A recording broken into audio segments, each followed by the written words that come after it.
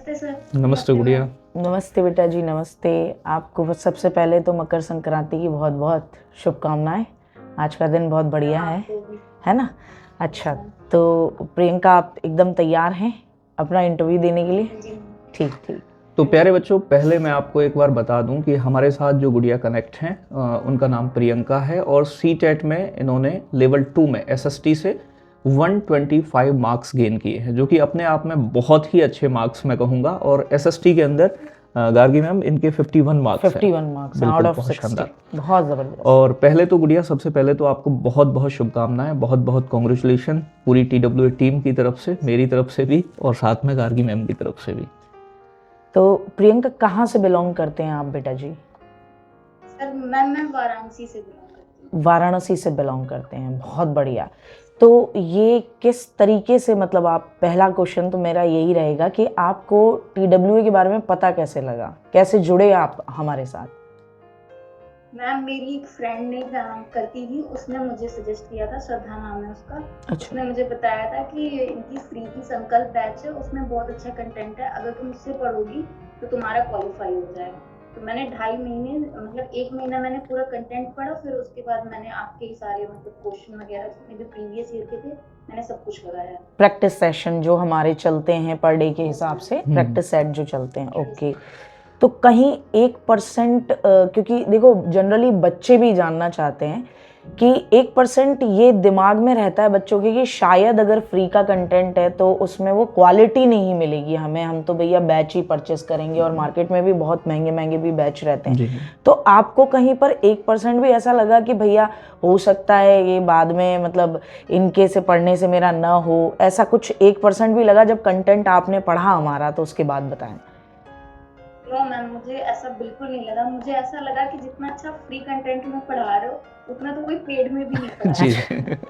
चलिए, ये तो अच्छा गुड़िया, एक मतलब NCERT इतने अच्छे से समझ में आ गई। मैंने, मेरे यूपी बोर्ड से, मैंने NCERT कभी पढ़ी नहीं है। अच्छा। लेकिन इतना अच्छा सर ने पढ़ाया है, हिस्ट्री, ज्योग्राफी, पॉलिटी, कि वो इतने दिमाग में घुस गया कि अभी तक नहीं निकलता। बहुत बढ़िया, बहुत बढ़िया। अच्छा गुड़िया, एक चीज़ और बताइए, क्या जैसे फर्स्ट अटेम्प्ट था आपका या इससे पहले भी आपने मतलब CTET का पेपर दिया है?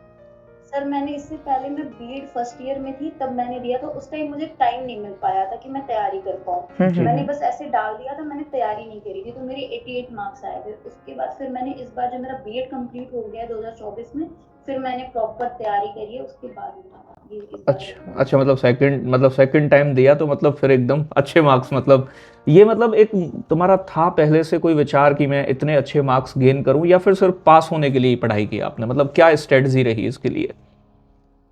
सर अच्छे मार्क्स का तो नहीं पता, मेरा बस ये था कि मैं अपना जितना भी मेरा कंप्लीट हुआ है, मैं सिर्फ CTET के लिए नहीं पढ़ रही थी, मुझे आगे के लिए भी पढ़ना है। बहुत शानदार। मैं आगे भी कंपटीशन की तैयारी कर सकूं, इस उससे मुझे पढ़ना है। बिल्कुल इससे मेरी चीजें और मुझे क्लियर हो जाए, और आप लोगों ने इतना अच्छा पढ़ाया कि वो चीजें क्लियर हो जाती हैं। बहुत बढ़िया, बहुत बढ़िया। अच्छा, मुझे एक चीज़ पूछनी थी प्रियंका, जैसे जनरली क्या रहता है बच्चों का ना, टाइम मैनेजमेंट नहीं होता, और आपका भी आपने बताया कि पहली बार में आपका नहीं हो पाया था, है ना? तो ये टाइम मैनेजमेंट में कहीं कोई दिक्कत ना आए कि पेपर छूटे नहीं, क्योंकि पेपर लेंदी होता है, इसके लिए क्या विशेष आप स्ट्रेटजी अपनाई आपने, जो कि आप चाहते हो कि आप अपने बहन भाइयों को भी बताओ ताकि उनके लिए भी बेनिफिट रहे इस बात का? मैंने आपके जितने भी मॉक टेस्ट है ऐप पे, मैंने वो लगाए हैं। ठीक है। और वो लगाने का फायदा बहुत मिलता है, क्योंकि आपको एक वो क्लैरिफिकेशन मिल जाता है कि आप कितने टाइम में कौन सा पोर्शन कर पाते हो। तो मैंने जितने भी आपके संडे वाले हो, चाहे वन मिनी वाले हो, वो मैंने सारे लगाए। अच्छा, वो 4/30 की स्ट्रेटेजी जो मैंने उस पर एक वीडियो बनाई थी, उसको फॉलो किया था क्या?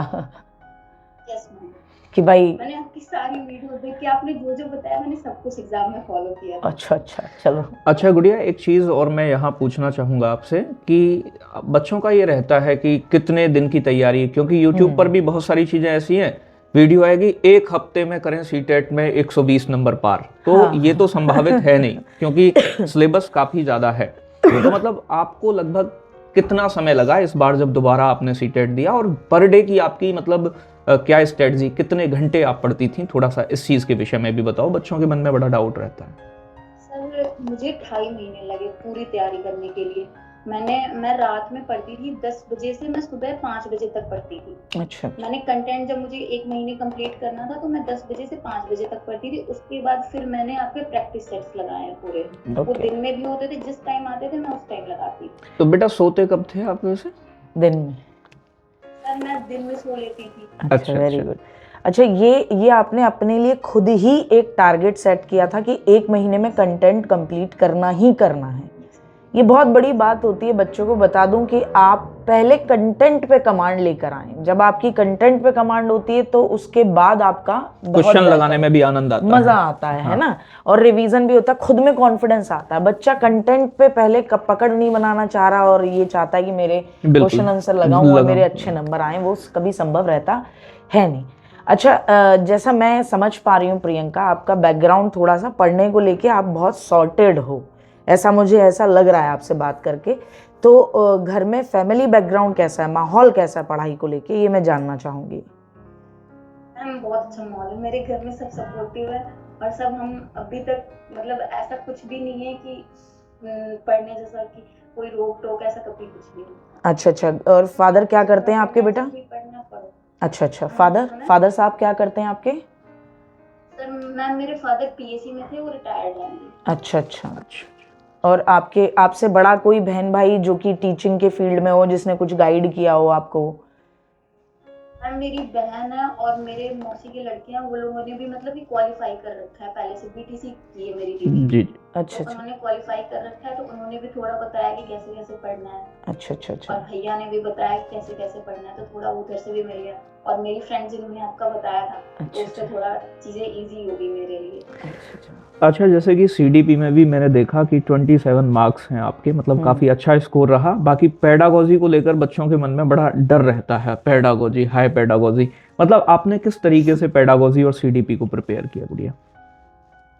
मैंने मैम की जितनी क्लासेस थी मैंने वो सारी ली हैं। एसएसटी की पेडागोजी की होगी, सीडीपी की होगी। सीडीपी आपको बहुत हेल्प कर देती है पेडागोजी के क्वेश्चन हल मतलब कि सॉल्व करने में, तो वो चीज बहुत आपको इफेक्ट करती है कि आपकी सीडीपी कितनी मजबूत हो रही है। और मैम ने इतना अच्छा कंटेंट पढ़ाया है कि आपको मतलब कि मुझे नहीं ऐसा लगता कि आपको कुछ समझ में आएगा नहीं। मुझे बहुत सारी चीजें मुझे बीएड में समझ में नहीं आई थी, लेकिन मैम से पढ़ के मुझे बहुत सारी चीजें क्लियर हो गई हैं और अभी तक मेरे दिमाग में तो वो चलती है। अच्छा तो ऐसा भी होता है ना, जब पेपर करते हैं, क्वेश्चन आता है कोई सामने, तो बच्चे कहते हैं गार्गी मैम की आवाज आ रही थी कान में ये वाला हो सकता है। तो वो क्वेश्चन प्रैक्टिस जब आप अच्छे से करो और बाकी चीजें करो तो मतलब ऐसा लगता है कि हाँ टीचर ने ये चीज बताई है। क्योंकि मैंने ये देखा है कि सुनने से चीजें, जब आप पढ़ते तो वही, लेकिन जब हम टीचर की बातें सुनते हैं तो मुझे तो कई बार हाँ मतलब देखो, जैसे हमारे 12th क्लास में एक सर थे, वो मतलब केमिस्ट्री पढ़ाते थे, वो कहते थे देखो अभी ये रंग बदलेगा। तो अब हमारे जीवन में इंसान दिखाई देते हैं रंग बदलते हुए। रहता तो ये चीजें होती हैं।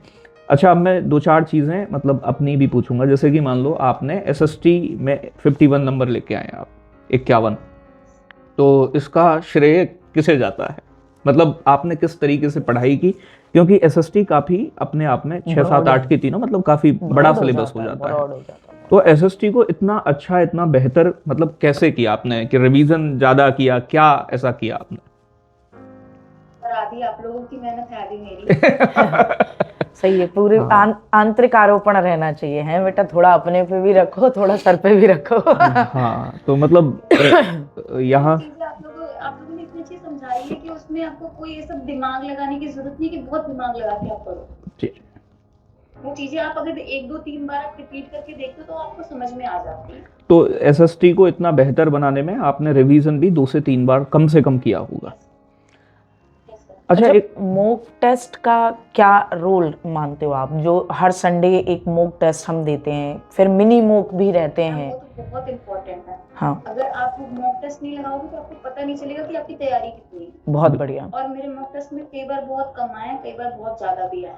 तो अगर बच्चों के कभी भी, क्योंकि ये रहता है बच्चे, मैंने भी जनरली देखा है कि मैम इस बार मेरे इतने कम हो गए, मैम इस बार मेरे इतने बढ़ गए, तो इनसे ये जो फ्लक्चुएशन हो उसमें बच्चे को किस तरीके से डील करना है मॉक टेस्ट में? क्योंकि आपके कभी अच्छे भी बहुत आएंगे, कभी बहुत बेकार भी आ सकते हैं, क्योंकि ये हो सकता है टॉपिक कभी ऐसा आ जाए जिस पे आप ना दिमाग लगा पाओ, उस दिन ना लगा पाओ। तो इसके लिए आप बाकी बच्चों को क्या गाइड करना चाहोगे कि मॉक टेस्ट लगातार दें और इसके जो नंबर हैं उनको कैसे लें कि ये जो मेरा रिजल्ट आए इसको कैसे लूं मैं?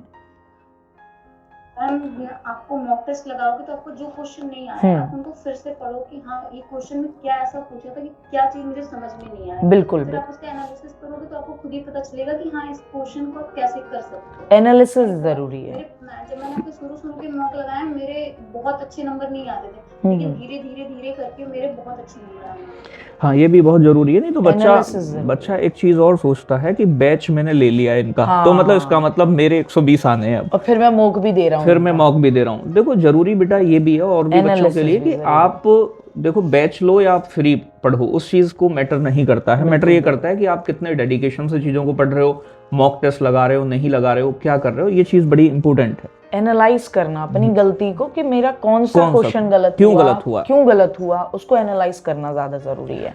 गुड़िया एक चीज मैं और पूछूंगा कि जो लास्ट के डेज होते हैं, मान लो लास्ट के 15 दिन हुए आपके, तो उस समय एक बच्चे का माइंडसेट क्या होता है, आपका माइंडसेट क्या था, मतलब कैसे आपने लास्ट के 15 दिन में तैयारी की? हमने एक मैराथन चलाई थी पहले कंटेंट की, हर सब्जेक्ट का कंटेंट लेकर आए, फिर हम लास्ट में क्वेश्चंस वाली मैराथन संग्रह सीरीज लेकर आए थे। क्या वो आपने की थी और उनसे आपको अगर की है तो क्या बेनिफिट मिला, ये एक बार, और लास्ट में क्या स्ट्रेटजी होनी चाहिए बच्चे? कंटेंट की भी सारी मैराथन की है और मैंने जो आपकी संग्रह सीरीज थी वो भी करी। कंटेंट से ये आपको हो गया ना, जैसे मैंने 2 बार पहले से पढ़ रखा था, तीसरी बार पढ़ लिया तो मेरे दिमाग में चीजें क्लियर हो गई, मुझे मतलब एक लाइन ही याद हो गई, मतलब एग्जाम से पहले पूरा रिवीजन करा दिया। हाँ बिल्कुल बिल्कुल। और फिर उसके बाद मतलब क्वेश्चंस जो कर संग्रह सीरीज में जो क्वेश्चंस आए तो उनसे भी आपको बहुत बेनिफिट मिल जाता है कि आपको बहुत सारे क्वेश्चन तो फंस भी जाते हैं, इक्का दुक्का क्वेश्चन तो आपके सेम टू सेम आ जाते हैं, बिल्कुल एज इट इज क्वेश्चन भी मिलते हैं। अच्छा अब एक लास्ट आइडिया लग जाता है कि हाँ आपकी प्रिपरेशन कितनी है। बिल्कुल बेटा। अब आपकी आगे की क्या स्ट्रेटेजी है? जैसे आपने बताया सीटेट क्लियर हो गया, अब क्या देख रहे हो, अब क्या करना चाह रहे हो? मुझे DSSB की TGT की तैयारी करनी है और BPSC तैयारी 4.0। अच्छा तो दोनों पे आपने अपनी तैयारी करना शुरू कर दिया है। हमारी तरफ से बेस्ट ऑफ लक है भाई आपको। बिल्कुल है ना। और गुड़िया सबसे बड़ी बात तो मैम ये है कि मतलब 125 मार्क्स और 51 मतलब अपने आप में ये मान लो कि अगर और भी किसी एग्जाम की आप प्रिपरेशन करोगे ना आगे, तो 50% सिलेबस आप कह सकते हो कि आपका कवर कर चुके हो। ठीक है, अब तुम्हें 50% ही मेहनत आगे लगेगी, क्योंकि ये सारी चीजें अभी आपके टिप्स पे हैं जो आपने पढ़ी हैं। और मैं तो कहूंगा कि एक बार और रिवीजन कर लेना है इनका, तो और ज्यादा बेहतर चीजें हो जाएंगी। BPSC तो और आसान हो गया। बिल्कुल, अगर आप BPSC देना चाहो इस बार 4.0 दोगे ही शायद, मुझे लग रहा है ऐसा, BPSC तो BPSC में मेरी तरफ से ये है कि मतलब सफलता तुम्हारी मुझे नजर आ रही है कि मतलब इस बार सेलेक्ट हो ही जाओगे अगर BPSC वाले दे रहे हो, क्योंकि मतलब डेडिकेशन एक बच्चे के अंदर दिख जाता है कि ये पढ़ने में। बाकी कोई भी कभी भी तुम्हें लगे कि कोई गाइडेंस की रिक्वायरमेंट है, कॉन्टैक्ट नंबर आपके पास है, ऑलवेज आप कभी भी कुछ पूछना हो तो मतलब पूछ सकते हो हमारी तरफ से बेटा। और गुड़िया ने कोई बैच नहीं लिया हमारा, एक पैसा खर्च नहीं करा है मतलब, और फ्री में ही, मतलब ऐसा जरूरी भी नहीं है। ये बहुत अच्छा लगा हमें कि फ्री के कंटेंट से, ये हमने भी देखा है कि फ्री के कंटेंट से भी बच्चे बहुत ज्यादा लाभान्वित होते हैं। और हमें भी बहुत अच्छा लगता है कि वो जो पढ़ा हुआ है संकल्प बैच पहले वाले से ही पढ़ ले रहे थे और अपना ई-बुक से कर ले रहे हैं सब कुछ। बहुत बढ़िया, बहुत बढ़िया। तो गुड़िया बहुत अच्छा लगा आपसे बात करके और बहुत बहुत धन्यवाद आपका हमारे साथ। मिठाई कब भिजवा रही है लड़की, ये तो बता दे। मैम भिजवा दूंगी, आप एड्रेस भेज इसको एड्रेस डिस्पैच करो, ये मिठाई भिजवाएगी। तो मैं तो ये कह रहा था जब फाइनल सिलेक्शन जॉब वाला ही ले ले, एक साथ फिर अपने आप ही लेके आ जाए खुद से। सही बात है। 4.0 भी कर ले गुड़िया, फिर मजा आ जाएगा, मतलब एकदम आनंद। तो अब 4.0 के लिए भी, अच्छा ये तो बताओ बेटा, 4.0 के लिए बैच लिया है, वो भी निःशुल्क चल रहा है? वो भी निःशुल्क चल रहा है। हाँ, पुराना वाला बड़ा है, उस वाले से कर रही होगी, है जो 2.0 वाला है। बहुत सही, बहुत सही। उससे भी बहुत सिलेक्शन निकले हैं बेटा, उससे भी बहुत सिलेक्शन निकले हैं। तो बहुत सारी चीजें निःशुल्क चल रहा है। हाँ चलो, मतलब मेहनत करो, हाँ अपनी मतलब NCERT को और बेहतर करो, और सफलता मुझे लगता है कि मतलब जल्दी मिले आपको, और जल्दी आप खुद से ही मिठाई लेके आओ। बहुत बहुत धन्यवाद बेटा आपका जुड़ने के लिए। ठीक है, बहुत अच्छा लगा। जय हिंद। बाय बाय बेटा, बाय। नमस्ते बेटा।